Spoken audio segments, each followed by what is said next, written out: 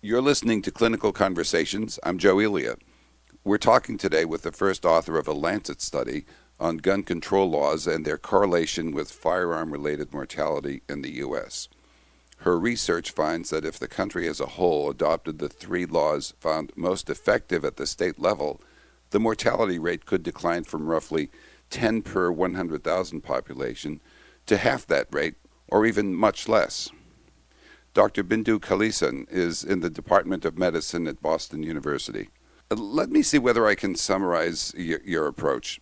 You examined a range of gun laws in effect in the 50 states, determined which were associated with the lowest firearm-related mortality, and then estimated how adopting the best laws nationally would affect death rates.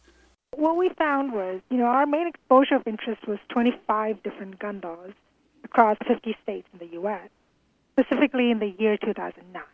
We primarily found that out of the 25 gun laws, 9 were effective. And the 9 laws were requiring state license to sell guns, requiring dealers to keep and retain sales records, requiring dealership to have at least one store security precaution, firearm identification by ballistic fingerprinting and or microstamping, requiring gun owners to report lost or stolen guns, require universal background checks for purchase of all firearms, requiring universal background checks for purchase of ammunition, requiring safety training prior to purchase of a gun, requiring law enforcement involvement in obtaining gun permits. So the results on the rest of the gun laws were either ineffective or inconclusive. And what our study showed was that stand your ground law, which is a permissive law, is associated with an increase in gun deaths. So among the 9 effective laws, the 3 laws most strongly associated with reduced gun death rates were universal background checks for firearm purchase, for ammunition purchase, and requiring firearm identification. We show that the federal level implementation of these 3 laws will substantially reduce the overall national gun deaths. And the law associated with reduction in gun suicides was firearm identification, while the 3 laws of universal background checks for purchase, for firearm purchase, for ammunition purchase, and requiring firearm identification was also found to be associated with reduction in assault or the homicide gun. Therefore, our findings underscore the importance of relevant and effective gun laws, and particularly the potential impact of national level implementation of background checks to reduce gun deaths. Okay. Now, these comparisons were associative, weren't they? In other words, if I can explain myself, you looked at the states where these gun laws were in effect, and then created a measure of their firearm-related mortality. And that is correct. Okay. Yes. We used the gun laws from 2009, and then we used the gun death rates in 2010. Okay. And then we used the there is social covariables, and we adjusted for them to find the independent effect of each of these gun laws. Uh-huh. And then using that model, we predicted the national level implementation. If we implement these 3 most effective laws from our model, okay, if these 3 effective laws were separately and together, if they were implemented nationwide, that means at the federal level, then what will be the reduction in the gun death rate? And when you say that you put you calculated them separately and together, the abstract of your paper seems to give the message that, for instance, background checks for ammunition would reduce it down to 1 point, roughly 2 per 100,000 from the current 10. But if I understand what you're saying here, that is in addition to the other 2 laws. In other words, actually, that is separately. Really? So if Okay. you see, yes. So imagine this: this country has enough, as many guns in this country as there are residents in the country, right? Yeah. So if we have background checks for ammunition purchase, then it will be a lot more effective than only for firearm purchase. So according to us, it makes perfect sense what we see is a reduction of 57% when background checks will be instituted for firearm purchase alone, but it falls down to about 1.9, around 2 per 100,000, when it is ammunition for ammunition purchase. So so if you could only choose one law to implement nationally, it might be the ammunition purchase. I would think so. Yeah. Okay. Now, because it is very hard to buy back these guns. I know other countries have done that. yes. But I don't think, considering the Second Amendment and the social gun culture in the country, that is not feasible. So, do you think that the chances of these laws, or any one of these three laws, being adopted are? I know that you're not a political scientist, but in your experience and observation, it would be a difficult political road ahead, wouldn't it? That is correct. It's going to be a very difficult political road. It has been, and it continues to be, right? So. Yeah. But I still want to offer one piece of comparison. So, I was also, when I was a student, I was working on the secondhand effects of smoking. So this is like having a conversation about we know the secondhand effects of smoking, and then it was a long road, right, in order to pass some legislation, in order to pass certain laws. And we have succeeded in reducing smoking rates and also the risk associated with due to smoking. So we've done that already. So there is already a precedent set in this regard. And also looking at motor vehicle accidents. So we've had, you can still do your thing. You can still keep your car, but at the same time, with the right laws, we are still able to reduce the harmful effects. We do not want injuries and we do not want deaths because of this. I'm an optimist with this because we do have some things which we have achieved as a country because of the social will and compromises that people have done, and also backed with proper scientific evidence. So the editorialist expresses some skepticism, saying that the result that you postulate, over a 90% reduction, is too large. Could you refute that?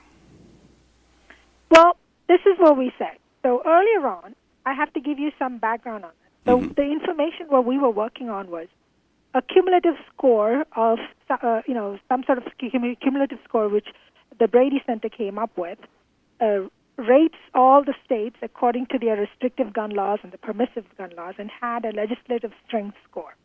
So Dr. Hemingway's group, headed by, I think, Dr. Flieger, had put out this manuscript where they looked at the score and the same thing, looking at across different states, and found that the states which have restrictive gun laws are more effective in reducing gun death rates. So they found out that. So what we did in our study was just to expand the findings what Dr. Hemingway has put out. Okay? He described that. And what we did was we wanted to find out, okay, we found that the restrictive, when you have restrictive gun laws, it does reduce gun death rates. Now, let us find out something even more solid, something a little bit more concrete, where it can be put into proper, effective policy, where it can be implemented federally, and then it can be across the entire country. So that is the reason why we took these 25 gun laws in one of those same years. He used from 2007, I think, until 2010, and we used 2009 to do that. And we used almost exactly the same laws to do that. But the only difference was we wanted to find out which of these were most effective, rather than having 99 different laws and everybody implements, passes different versions of these laws and implements it in different ways.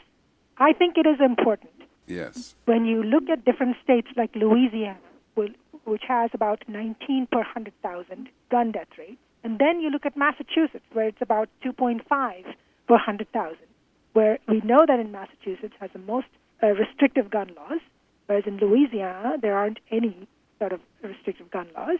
We see the difference already. Yes. And we know that this is, we really don't need an extensive analysis to find out that restrictive laws do work. But what we did need was this study, where we needed to pinpoint which will work. Well, that's fair enough. I wanted to ask you a question about the. You used the word You said that you had predicted, or you Yes. predicted Yes. gun-related mortality. Would it be more accurate to say that you estimated what it would be? I mean, you didn't do any predictions and measure your predictions against real world data prospectively. Well, that's the thing. Once we do once we create a statistical model, and from the model, that technically it's called as prediction. Okay. Okay, what we did is model, the mathematical model Right.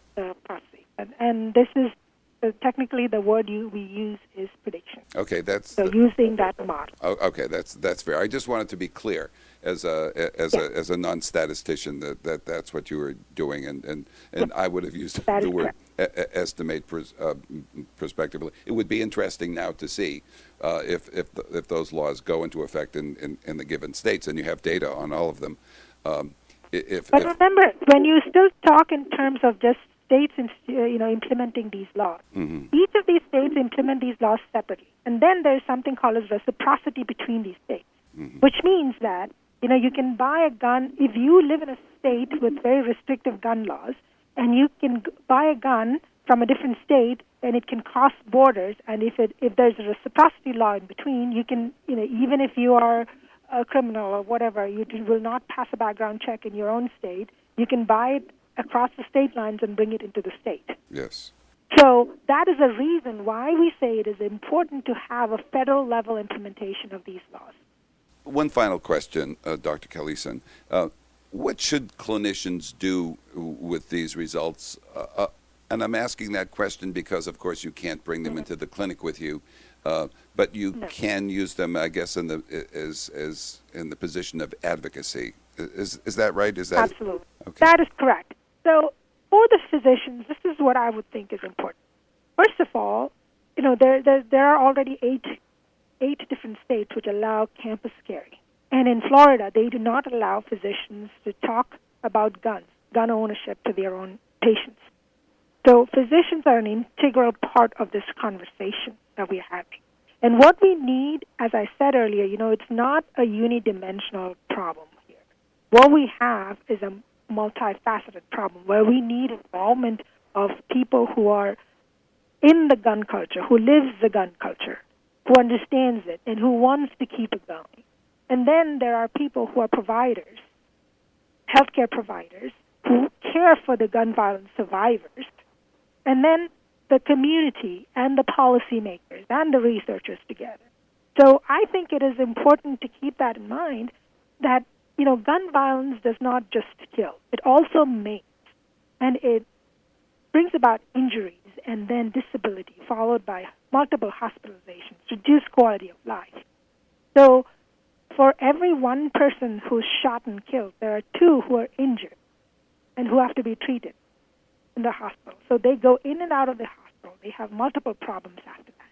So a physician is an integral part of this conversation. And what happens is multiple hospitalization means the costs go up.